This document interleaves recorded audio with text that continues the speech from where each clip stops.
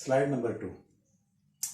इसमें हम N channel के कनेक्शंस को डिस्कस करेंगे और एक ग्राफ को डिस्कस करेंगे जो आईडी करंट वर्सेस वीडीएस होगा, जिनके आईडी करंट सोर्स से ड्रेन की तरफ या ड्रेन से सोर्स की तरफ जो करंट फ्लो करेगा और इस वोल्टेज के ऊपर जो डिपेंड करेगा वीडीएस के ऊपर।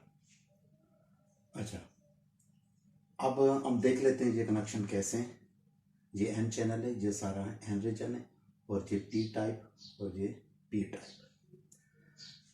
इस पी टाइप को दूसरे पी टाइप के साथ इस वायर के साथ कनेक्ट कर दिया गया और दोनों को कंबाइन करके जो टर्मिनल बनेगा वो गेट बन चुका है। ये एक टर्मिनल और फिर ये टर्मिनल जो एन टाइप का टॉप होगा वो ड्रेन होगा और जो एन टाइप का बॉटम होगा वो सोर्स होगा। अब ड्रेन और सोर्स के दरमियान वोल्टेज अप्लाई की गई है, ये बैटरी, इसको VDD कहेंगे। और ड्रेन और सोर्स के दरमियान जो वोल्टेज होगी, जिसकी जो वोल्टेज वेरी कर रही होगी, वो होगी VDS, यानी कि ड्रेन टू सोर्स वोल्टेज। इस वोल्टेज का पॉजिटिव टर्मिनल यहाँ पर है बैटरी का और इसका नेगेटिव टर्मिनल यहाँ पर है, जिनके इसको यहाँ पॉजिटिव दिया गया है और इसको यहाँ पर सोर्स को नेगेटिव दिया गया है। और फिर इस सोर्स को जो नेगेटिव ग्राउंड है, इस सोर्स को कनेक्ट किया गया गेट के साथ। अब गेट के साथ इस टर्मिनल को कनेक्ट करने का मतलब है कि जो गेट टू सोर्स वोल्टेज है वो 0 वोल्टेज इस वक्त सेट की गई है। बाद में इसको चेंज भी करेंगे, बाद में -1 वोल्टेज, -2 यानी कि वोल्टेज को वेरी करेंगे। लेकिन स्टार्टिंग में यानी कि फर्स्ट कंडीशन यानी कि VGS = 0 वोल्टेज यहाँ पर रखना चाह रहे हैं गेट की, और उसका यही तरीका है कि गेट को डायरेक्ट सोर्स के साथ कनेक्ट कर दिया जाए। जिन्हें ये दोनों पॉइंट एक ही पॉइंट बन चुका है, जिन्हें एक ही पोटेंशियल लेवल एक ही पॉइंट बन चुका है, तो लिहाजा अब इनके दरमियान वोल्टेज कितनी है, VGS 0 वोल्ट। तो अब ग्राफ प्लॉट किए गए हैं VDS वर्सेस ID,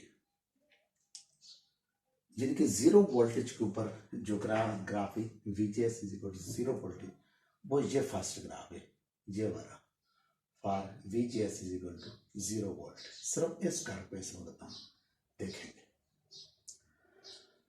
अच्छा, अब यहाँ पर क्या होगा, अब आप देखिए कि इसको ये नेगेटिव वोल्टेज मिली हुई है पी टाइप को, और एन टाइप को यहाँ पर कौन सा टर्मिनल मिला हुआ है, ये पॉजिटिव टर्मिनल मिला हुआ है।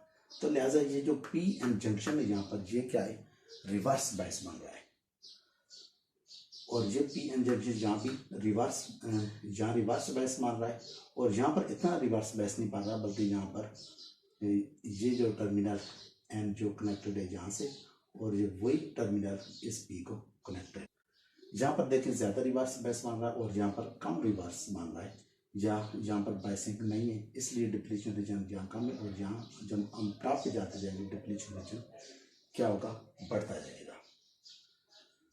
अच्छा, ये डिप्लीशन रीजन, ये दोनों डिप्लीशन रीजन डिपेंड करेंगे VGS वोल्टेज के ऊपर। अब VGS वोल्टेज 0 है तो लेट्स सपोज ये डिप्लीशन रीजन है। अब हम नेक्स्ट स्टेप पे, अगर VGS वोल्टेज यहाँ पर -1 अप्लाई की जाए, यहाँ पर एक बैटरी लगा दी जाए और नेगेटिव इसका यहाँ पर और पॉजिटिव इधर, तो -1 वोल्टेज यहाँ पर जब अप्लाई की जाएगी तो उस वक्त ये डिप्लीशन रीजन मजीद बढ़ जाएगा, जिनके पाथ क्या होगा, नैरो होगा। ये डिप्लीशन रीजन इस पाथ को नैरो कर रहा है। डिप्लीशन रीजन कम होगा, ये पाथ यानी कि चार्जेस यहाँ से आसानी से फ्लो कर सकेंगे और करंट आसानी से फ्लो कर सकेगा। लेकिन अगर डिप्लीशन रीजन बढ़ते जाएंगे तो ये पाथ नैरो होता जाएगा, तो चार्जेस यहाँ से फ्लो नहीं कर सकेंगे। तो अगर VGS वोल्टेज को बढ़ाते जाएंगे नेगेटिव की तरफ, यानी कि रिवर्स बायसिंग बढ़ती जाएगी, डिप्लीशन रीजन बढ़ता जाएगा, तो ये दोनों आपस में बिल्कुल टच हो जाएंगे और पाथ बिल्कुल यानी कि फ्लो बिल्कुल स्टॉप हो सकता है। अब हम ग्राफ डिस्कस करेंगे जिसमें ID करंट वर्सेस VDS, यानी कि D और S के दरमियान जो वोल्टेज अप्लाई की गई है, ये जब वोल्टेज बढ़ाते जाएंगे तो करंट इस तरह बढ़ता जाएगा, करंट जिनकी चार्जेस का फ्लो बढ़ता जाएगा और करंट इंक्रीज होता जाएगा। तो फर्स्ट ऑफ ऑल हम इस ग्राफ को देखते हैं जिसमें VGS = 0।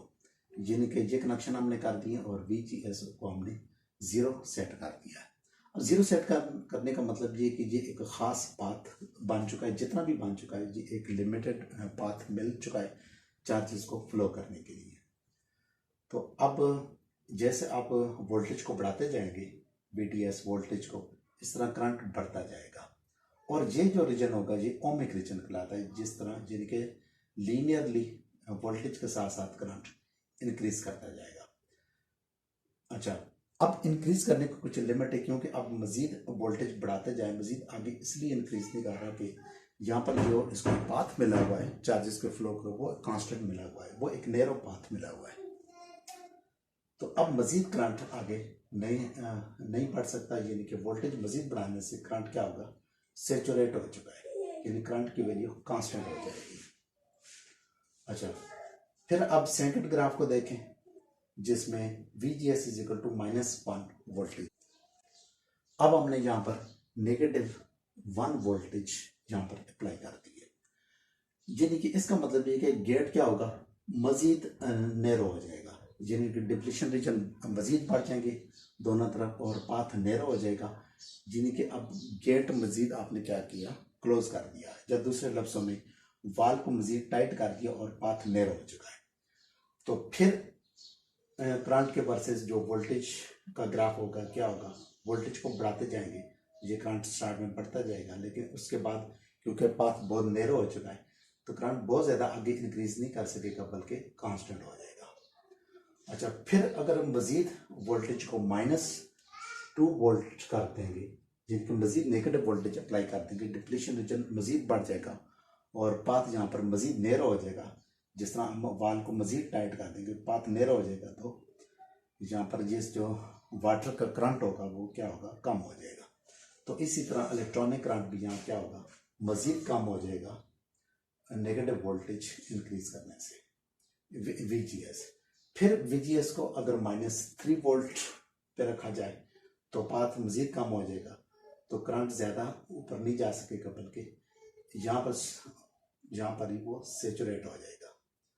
अच्छा, अगर VGS को -4 वोल्टेज तक ले जाए तो फिर ये ग्राफ बिल्कुल हॉरिजॉन्टल है, हॉरिजॉन्टल के करंट बिल्कुल फ्लो नहीं कर सकेगा, यानी कि -4 वोल्ट अगर यहाँ पर अप्लाई किया जाए तो इसका मतलब ये है कि डिप्लीशन रीजन इतने बढ़ जाएंगे कि दोनों आपस में एक दूसरे को टच कर जाएंगे और इसको पिंच ऑफ पॉइंट कहते हैं। तो पिंच ऑफ पॉइंट के ऊपर दोनों डिप्लीशन रीजन आपस में टच कर जाएंगे और करंट कोई भी फ्लो नहीं कर सकेगा।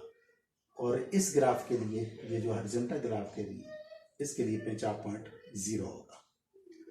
अच्छा, एक मैंने यहाँ पर ये ग्राफ बनाया हुआ है जिन्हें के ग्रीन शेडेड लाइन्स है, ये वाली, ये क्या बता रही है, ग्रीन शेडेड लाइन और इन कर्व्स का जो क्रॉस है, जिन्हें कि इस लाइन का और इस कर्व का क्रॉस ये वाला, ये आपको बताएगा कि पिंच